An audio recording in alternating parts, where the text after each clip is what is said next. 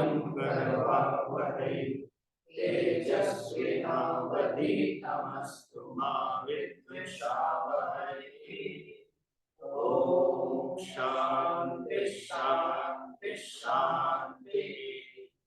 ओम भद्रं कर्णेभिः शृणुयाम देवाः भद्रं पश्येमाक्षभिर्यजत्राः स्थिरैरङ्गैः स्तुष्ट्वागुंसस्तनूभिः यशेमदेवहितैर्यदायुः स्वस्ति न इन्द्रो वृद्धश्रवाः स्वस्ति नः पूषा विश्ववेदाः स्वस्ति नस्तार्क्ष्यो हरिष्ठनेमिः स्वस्ति नो बृहस्पतिर्दधातु। ओम शांति शांति शांति। ओम नमो ब्रह्मादिभ्यो ब्रह्म विद्या संप्रदाय कर्तृभ्यो वंशर्षिभ्यो महद्भ्यो नमो गुरुभ्यः। सर्वोपप्लवरहितः प्रज्ञानघनः प्रत्यगर्थो ब्रह्मैवाहमस्मि ब्रह्मैवाहमस्मि। ओम शांति शांति शांति।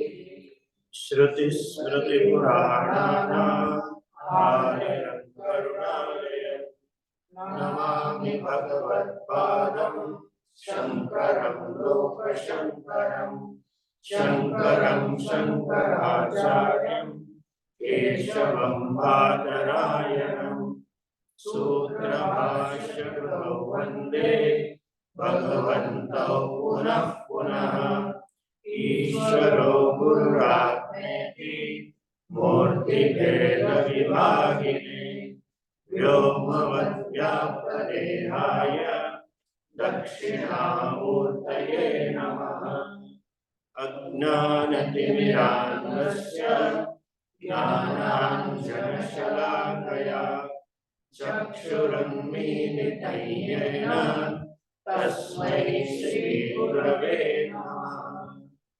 ओम।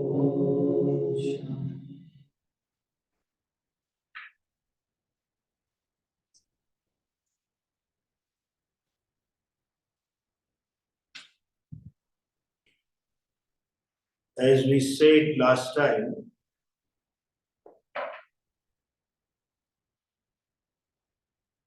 there is a confusion.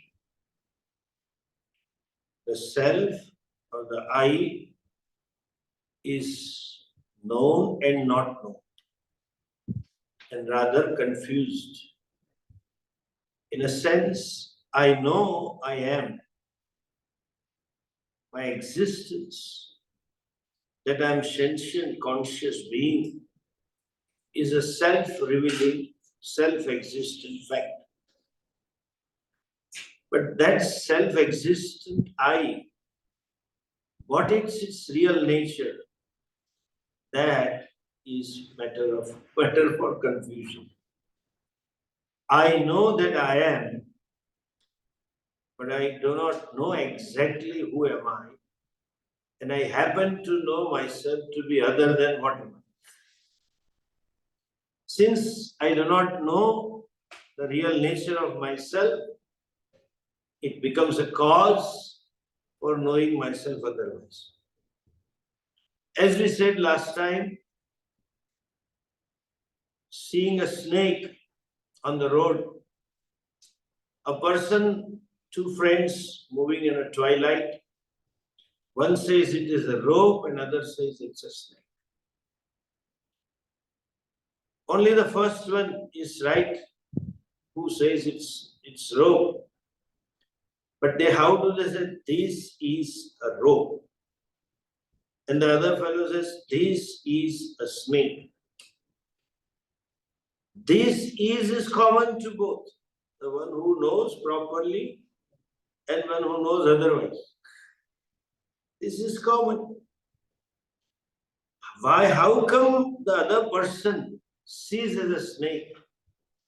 The only answer is that person doesn't know it is a rope. There is ignorance about the Vastu, Swarupa of the Vastu. Samanyataya Gnatam, known in general, but Swarupataya doesn't know the Swarupa. It is known, something is, but not known as a Swarupa. Similarly, same situation prevails here. Shastra and wise person say, hey, you are Satyam Jnanam Anantam Brahma. And I say, I am mortal, Asat, I am Agnani, ignorant, and I am no more Ananda, but I am Dukhi. Not simply Dukhi, Mahadukhi. This is what our perception is. Totally opposite to the fact. And like that rope which is benign, innocent rope, becomes a poisonous snake, cause for fear, frightening snake. To enlighten the other person about that this is not a snake, a rope, the person has to be made clear that this is not a snake. What is not rope is to be negated, and what is rope is to be established. So also here, the non-self in the self, in self-identity needs negation. And the self, which is self-evident self, has to be recognized. This calls for Vivek, discrimination between self and non-self, between I and non-I.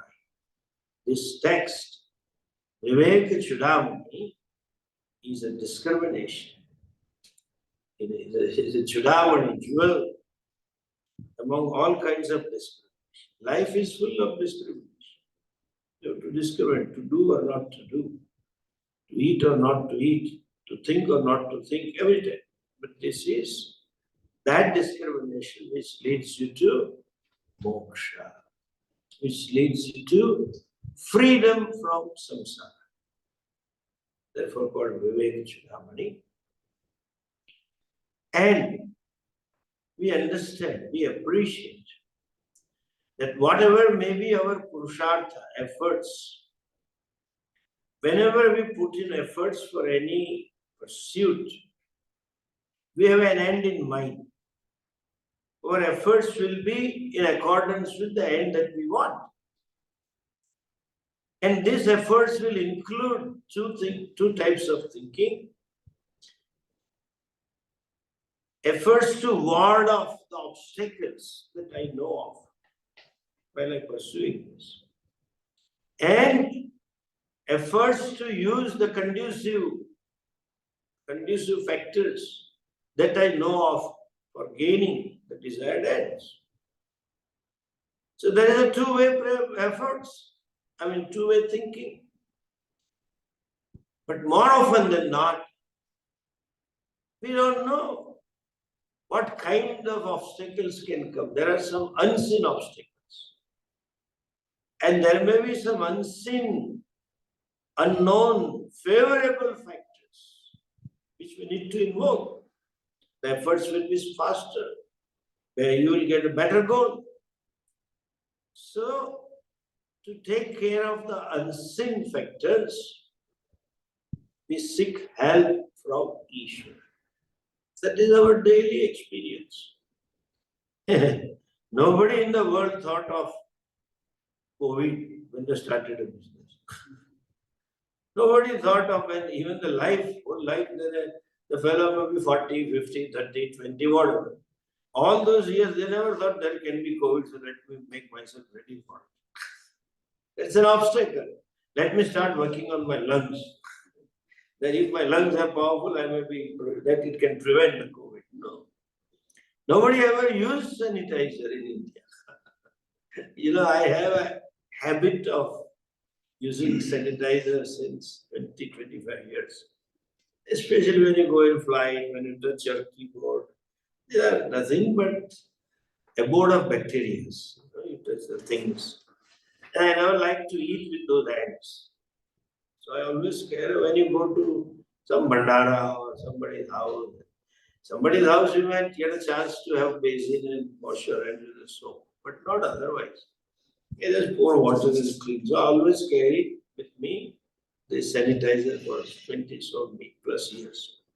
So when the COVID came and everybody started using, all our Swamis used to tell, all Mandleshwars and Acharya, well, you have been preparing for COVID since long. That was not a case. I also never thought that can be COVID. So those unforeseen, unknown factors, we need help from Ishvara to ward them. And even if you know them, unknown factors are known. Your strength being limited, you don't know whether you will be able to surmount them or not. So we seek help, Ishvara. So before starting or teaching any text, there is always a prayer. This is so ingrained in us. Any function I go, public function, they always do prayers. They say it is our tradition, but they don't know why this is our tradition. You can succeed only if you put in Purushartha. But only Purushartha is incapable. You need Prarthana also. When both join, Purushartha and Prarthana, or efforts in the grace, then there is a success. Every success has efforts on the part of human being, and there is a grace of Ishvara, there is a success. That is what Mahabharata battle is.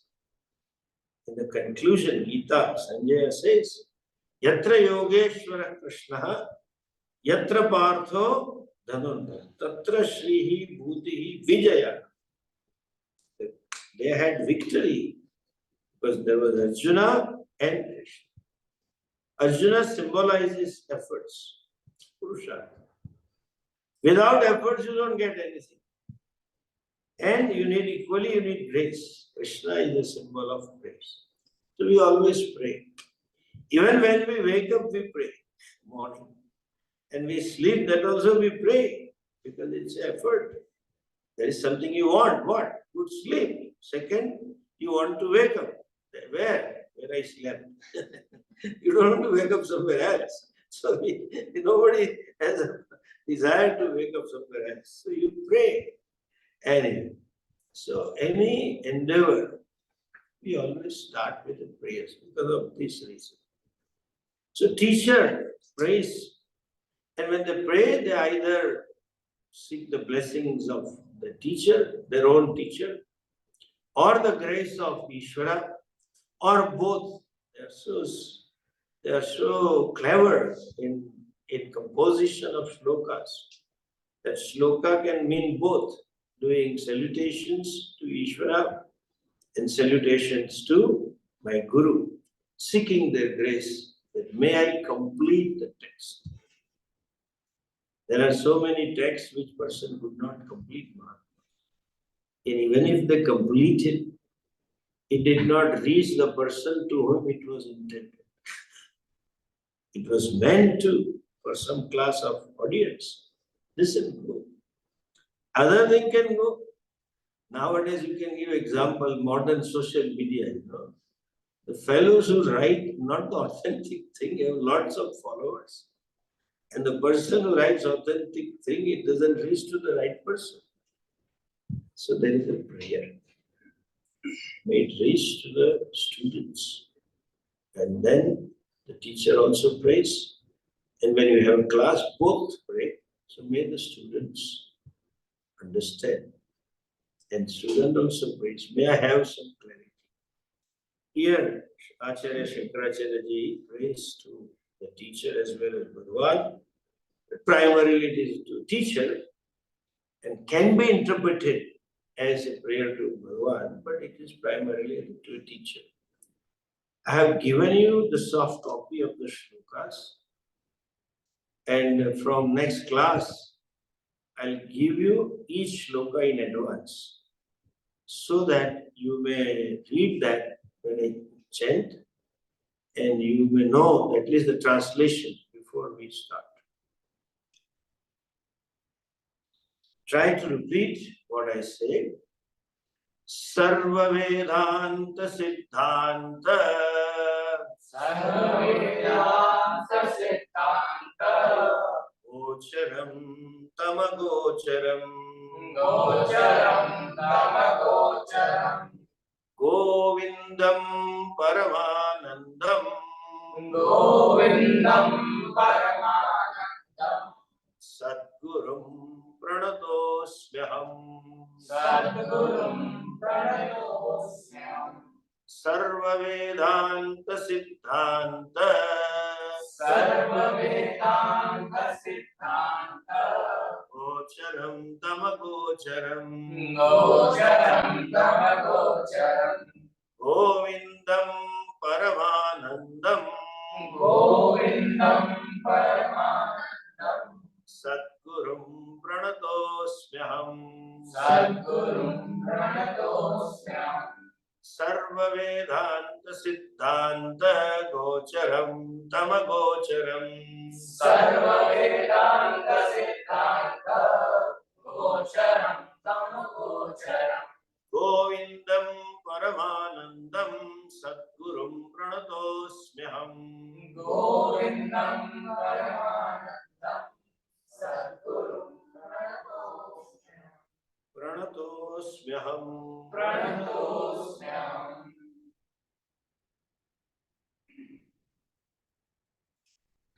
Sadgurum Pranatosmi Aham. I bow down to my teacher.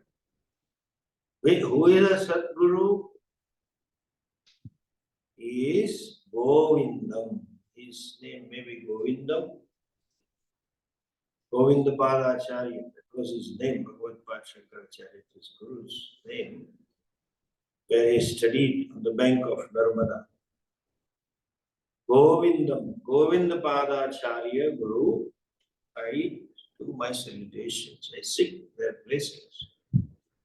Who is Govindapadacharya? There are two adjectives. Sadgurum Govindapadacharya, Paramanandam Govindapadacharya. The limitless Ananda Govindapadacharya. What is his nature? Sarva Vedanta Siddhanta Gochara. Sarva Vedanta, all Vedantic text. Siddhanta, here it is a sense of meaning. Gochara, the one who is known through the meanings of all Vedantic text. In other words, the one who is revealed or one who is known through the study of all Vedantic text.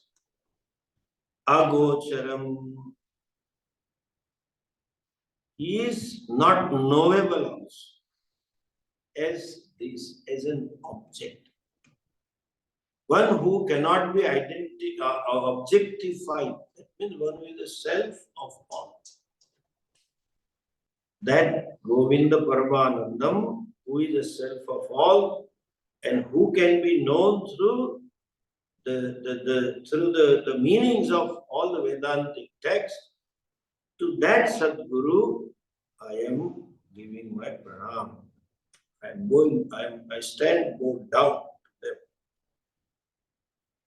Now, let us understand Vedanta. Sarva Shabda is okay, but what is Vedanta?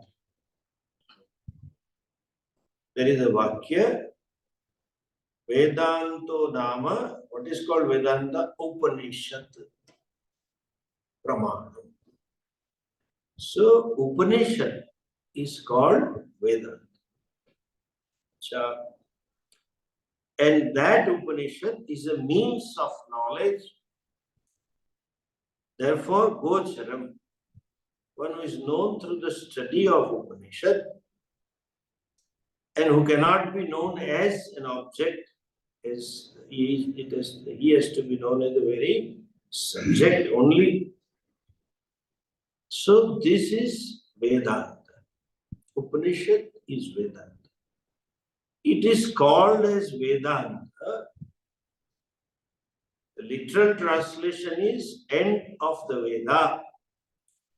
That which is at the end of the Vedas, that body of knowledge, which is at the end of the Veda, is Vedanta. In a way, this meaning is true. Most of the Upanishads are in the end part of the different Vedas.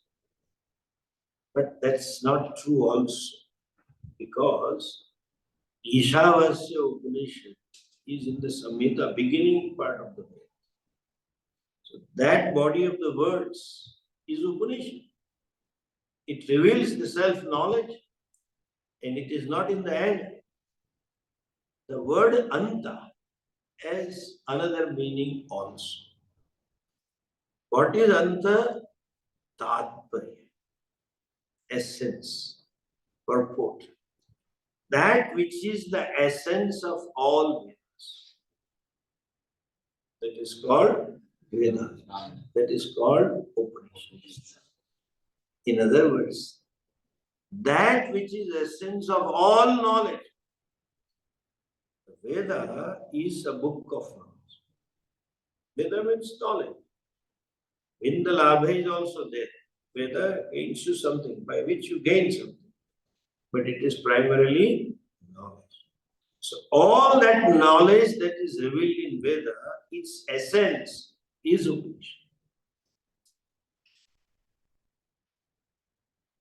Everything that is talked about in Veda,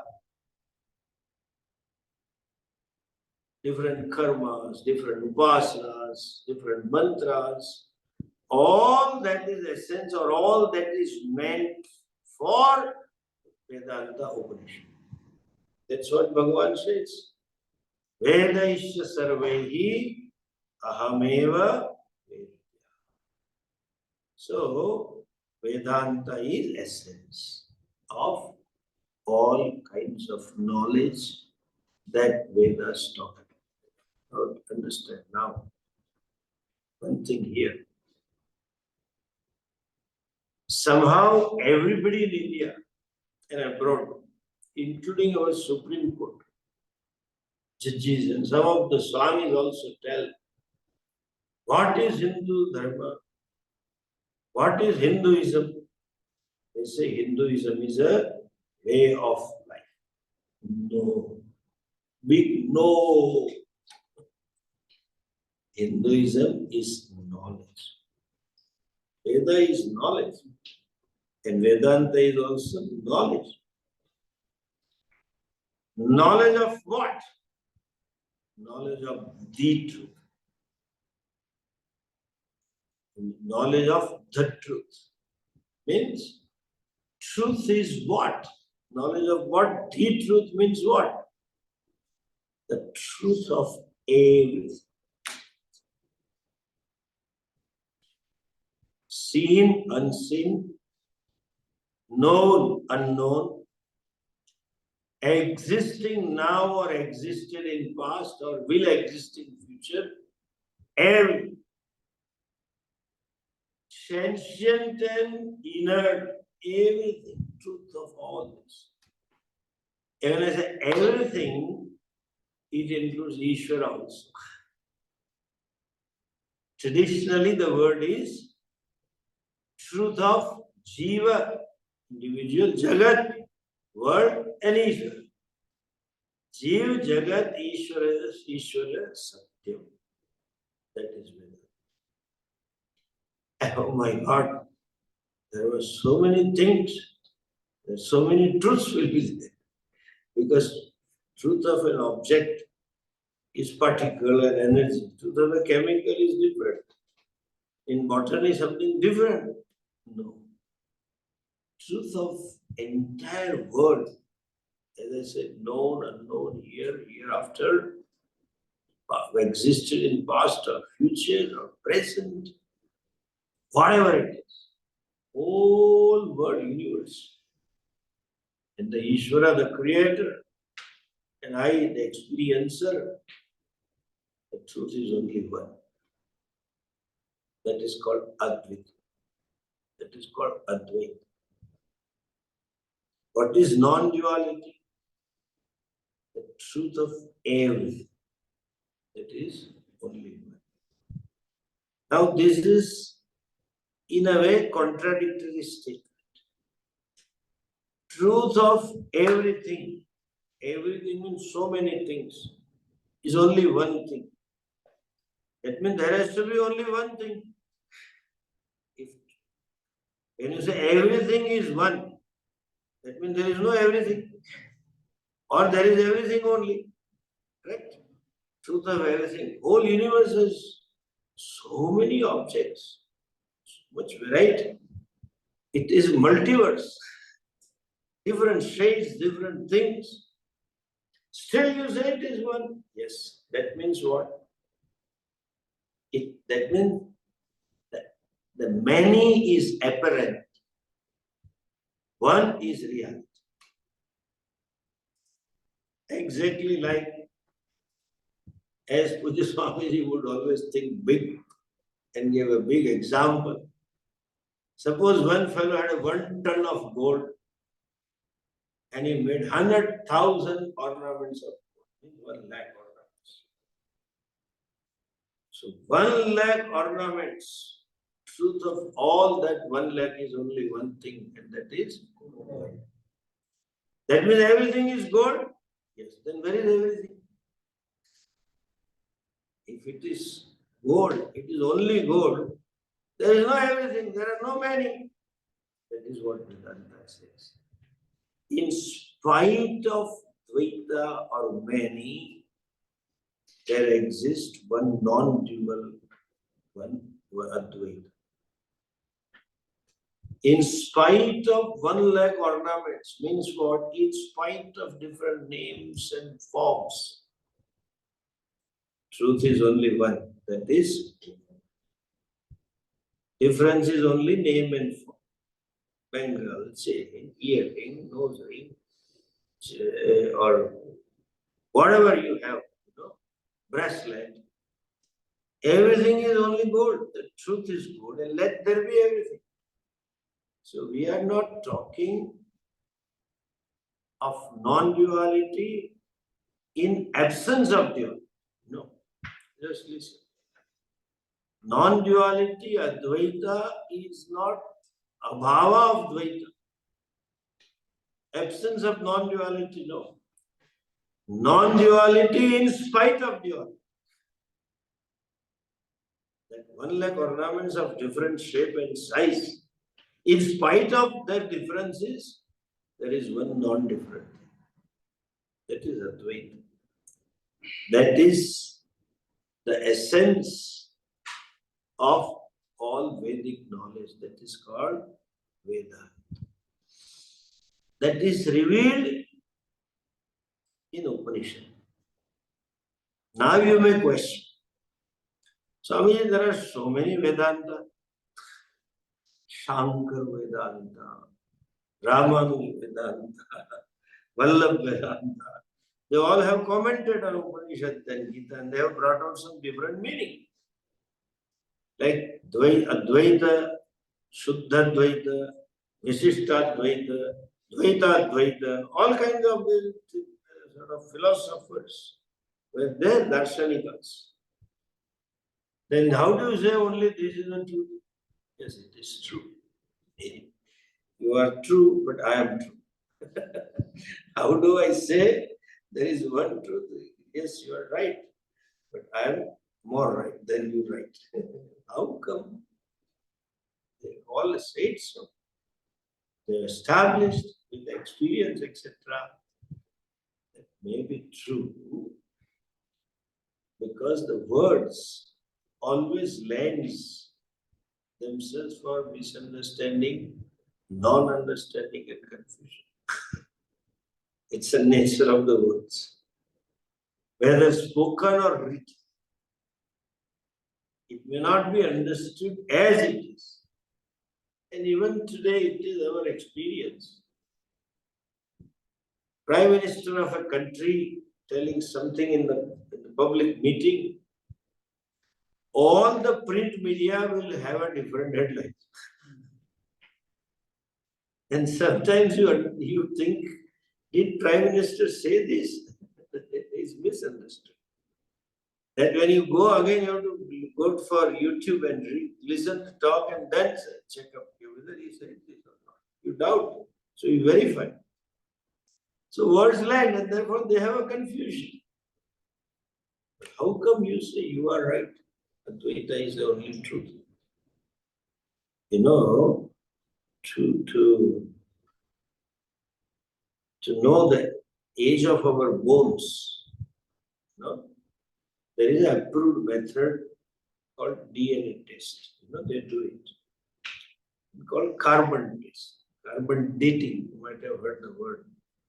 Carbon dating, they say this body is 500 years old or 2000 years old or 200 years old, like that. They say like that. By carbon dating.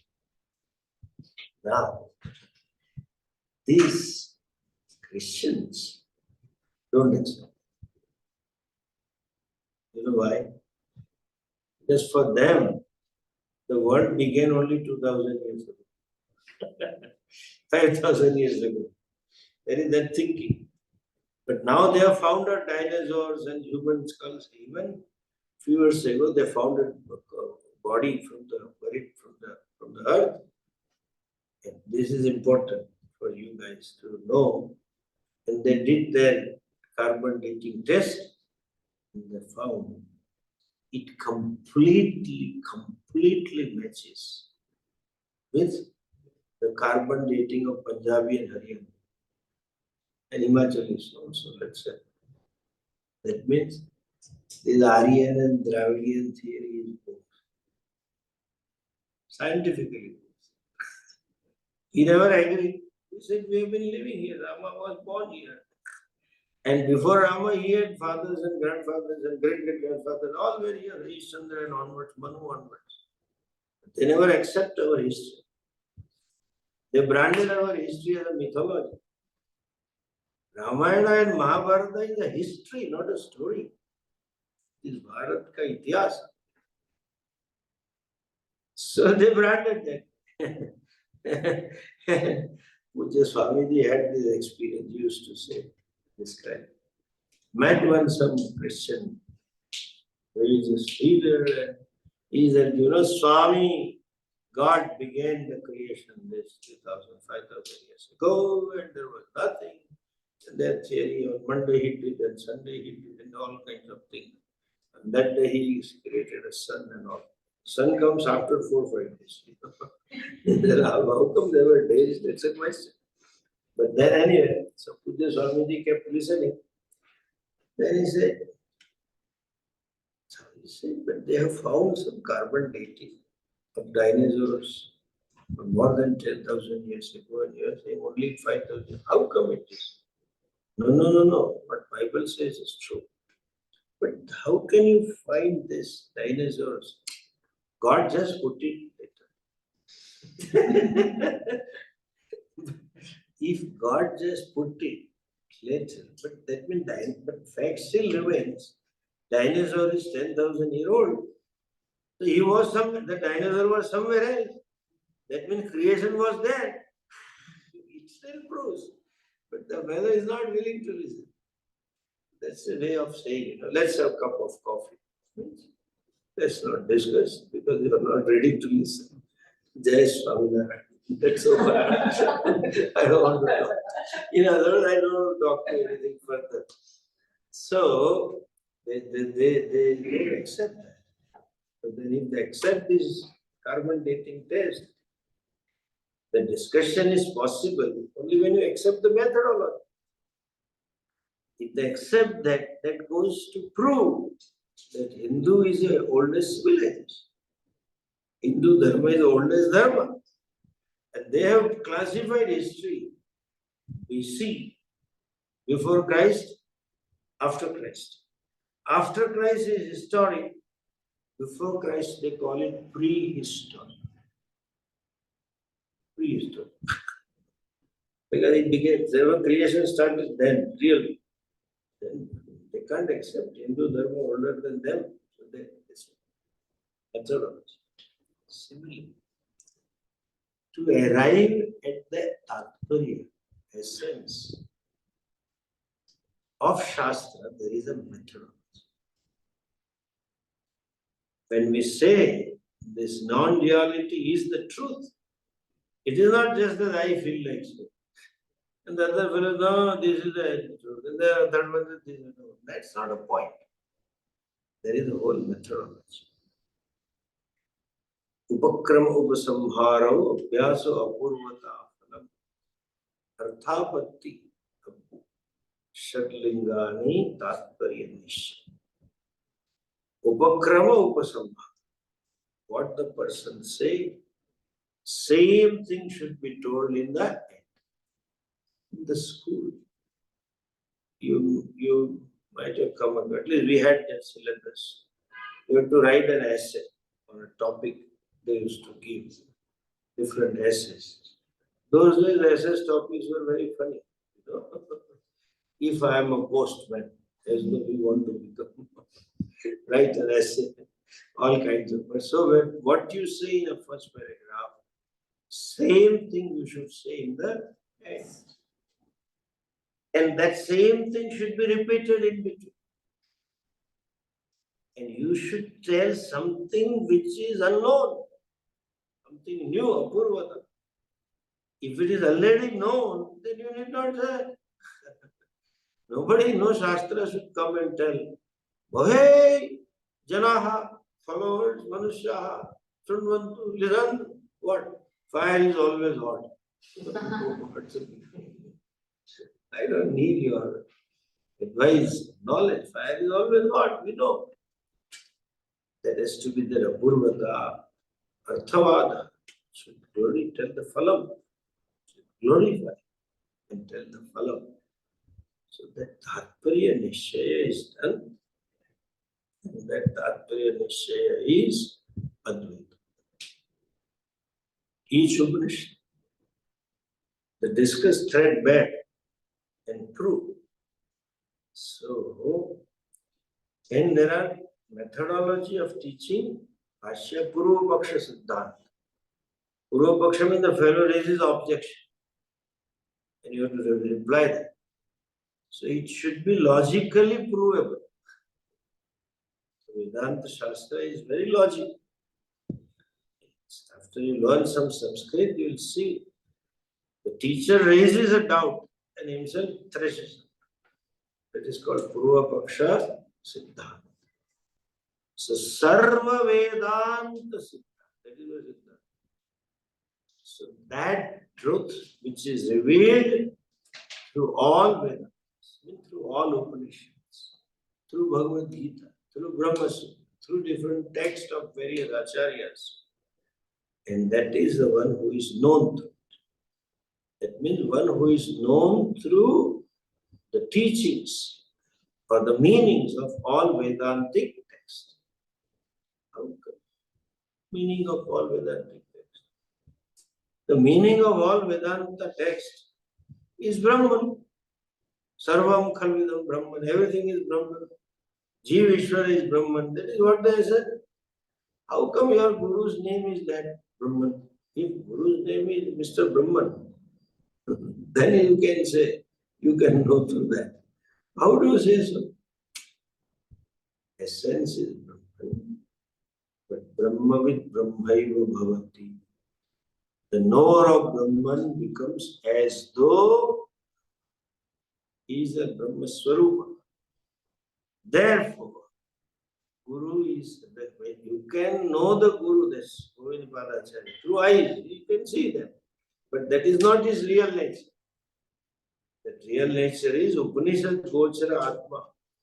That self that is revealed by Upanishad, that is his real nature. Sarva Vedanta Siddhanta Gochara. And it is Agochara. Why? Because that Brahman is the self of everything. If it is a self, you cannot know it as an object. all the sense organs, all the means of knowledge available to you, perception, inference, etc., they reveal the object something other than you, not you only. Eyes can show you something other than eyes. You cannot say, like, if you become tinted eyes and now I am seeing my eyes. You cannot say so. It doesn't. Nose doesn't smell itself. It smells something outside, other than me. So none of the means of knowledge can reveal the self. That's why it is called agocharam. It cannot be known through senses. In other words, one who cannot be objectified through the available means of knowledge, namely sense organs. Sarva Vedanta Siddhanta. There is one word only actually. We should not pause. But for all you pause, it should be just a fraction of a second. It's not like this. Sarva Vedanta Siddhanta Gocharam Tama Gocharam. There is one samasa. Sarva Vedanta Siddhanta Gocharam Tava Gocharam. Okay? Sarva Vedanta Siddhanta Gocharam Tama Gocharam. Since you didn't know, I broke it when I chanted, but it should be chanted as this. You cannot break the samas. Sarva Vedanta Siddhanta Gocharam Tama Gocharam. Sarva Vedanta Siddhanta Gocharam Tama Gocharam. Siddhanta Gocharam is like flow. Sarva Vedanta Siddhanta Gocharam Tama Gocharam. Sarva Vedanta Siddhanta Gocharam. Easy. Now it tells the first name. Govindam. His name is Govinda Padacharya. Okay. Then Paramanandam. He is a Paramananda Swarupa. To them my namaskar. Why should you say Paramanandam? You say Anandam. Govindam Anandam. Enough. Why do you say Paramanandam? Because Param, the English they translate limitless. No, they translate supreme. These are Garbhad stance. Not understanding the Shastra, not understanding the translation. Who is supreme? And Ananda, what they will say? Bliss. You've read this? Govindam, supreme bliss. Now, bliss word is not defined. Suppose I say, what is bliss? What is supreme? Then the other confusion. Confusion may be confusion. Mistake may be गलती. Mistake में गलती हो गई. लोग बोलते हैं, by mistake I did. उसमें बोलेंगे mistake में गलती हो गई. Mistake में गलती. So confusion में confusion, उसमें confusion. Supreme bliss. That will find yes. It is meditate. And in samadhi, in a deep samadhi, the fountain of the bliss will emerge. Under confusion, there was no electricity then. Where is the fountain? The same logic of thing I'm telling. When Rishi's time, there was no electricity. If they had said fall of bliss, then it's okay. वो है ना कौन सा कड़ा pop Narmada में कौन सा है वो फॉल है ना बड़ा प्रचलित है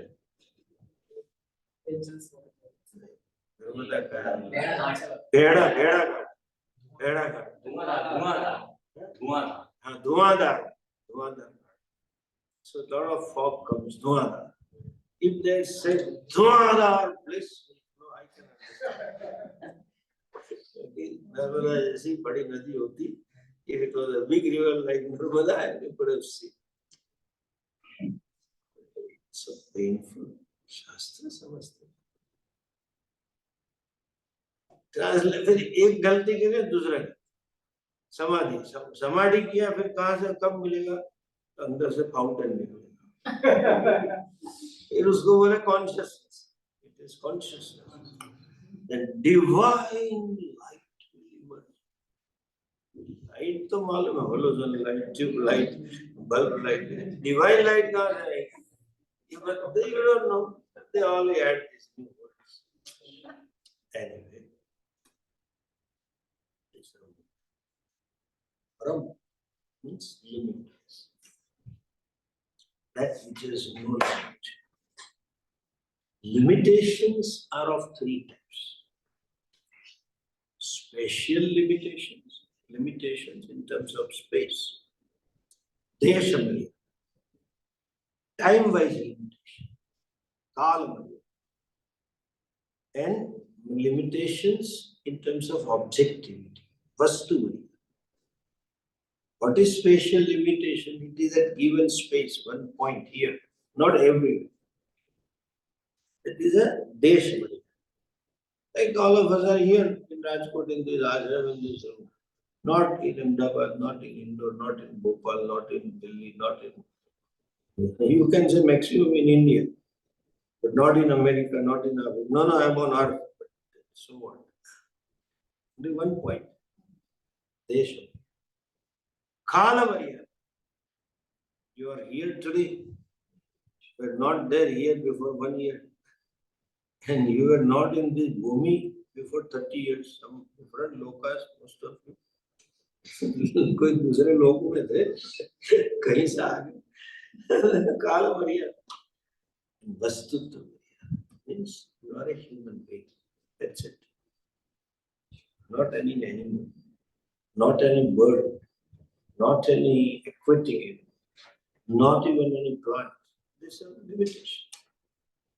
Paramanandam means what?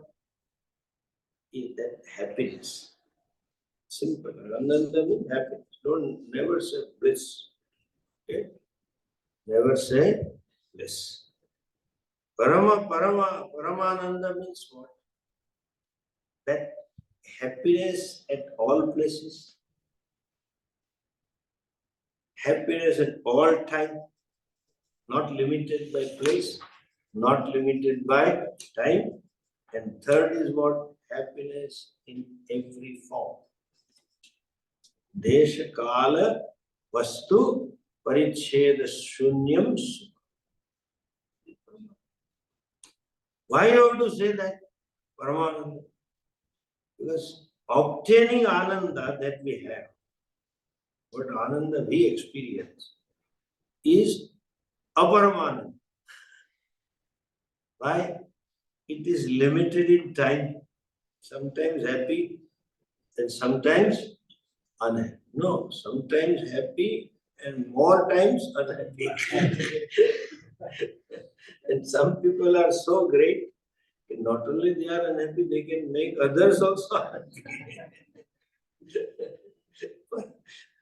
So, Desha, time Maryada, obtaining happiness. Desha Maryada, I am happy here, not there. Different places you become. And Vastuttu Maryada, in a given situation only you are happy. That adds to one thing. Everything is conducive. Like that you are in a 5-star hotel and that you like the city and it's a good time to go, but mood is not. So here the limitations of the moods are also should be included. And sometimes not our mood. The other person's mood also affect this fellow. No, because the spouse is unhappy, or child is unhappy, everybody becomes unhappy. So why say Paramanandam? Because worldly happiness is an experiential happiness. Every experience is limited all three ways. Deshataha, kalataha, vastutaha. And therefore the joy obtained in this experience is always limited. Any experiential happiness is subject to coming and going. Is always, not always there. Not at all the places, not in every situation. You may get some other thing more happier than this. Like mobile. This is the happy. This is the most happy thing. Objectively, I'm most happy. Within 6 months, you will discover that phone is better than this. You are happy. But happiness is relative happiness. So, Paramananda means unconditioned. Not agantuk, coming and going. In a given situation, yes, in a given situation, no, no way. Paramananda always. It means it can never be experiential. If that bliss is in meditation, that means you are talking of Paramananda experiential. If it is experiential, it cannot be permanent. It is subject to coming and subject to going. You get and you lose it. So Paramananda means Swarupananda. Govindam Paramananda, who is by nature Purnananda. Swami Purnananda. So complete by itself. That is called Govindam Paramananda. What is that? Sadguru. Sadguru, don't write in English. What will be spelling? S-A-D, S-A-D-G-U-R. It can be sad guru. This Australian, sad Guru Swami. Sad Guru. My name is Paramatma Nanda. And you say sad Guru. How can we be together? Sad Guru Paramatma Nanda. How can we? Yes. Shiv Shankar Altaf Bukhari. Shiv Shankar and Altaf ka. Other way can be possible. Altaf Shiv Shankar. Because he was Shiv Shankar and got converted. But generally, a reverse conversion is not seen. So, it is sad Guru Paramatma Nanda. Ananda ka anyway, so Sadguru. Sadguru means the Guru who reveals Sat. One who is embodiment of truth. One who knows the truth. That is called Sadguru. Sadguru Pranatosmi. I am doing pranama to that Sadguru. Having said that, he starts the text. We shall see that next week, next Saturday. That happens to be the 6th of May. 26th and 27th. Saturday, Sunday. Om Purnamada Purnamidam Purnat Purnamudachyate Purnasya Purnamadaya Purnamevavashishyate Om Shanti Shanti Shanti Hari Om Shri Gurubhyo Namaha Hari Om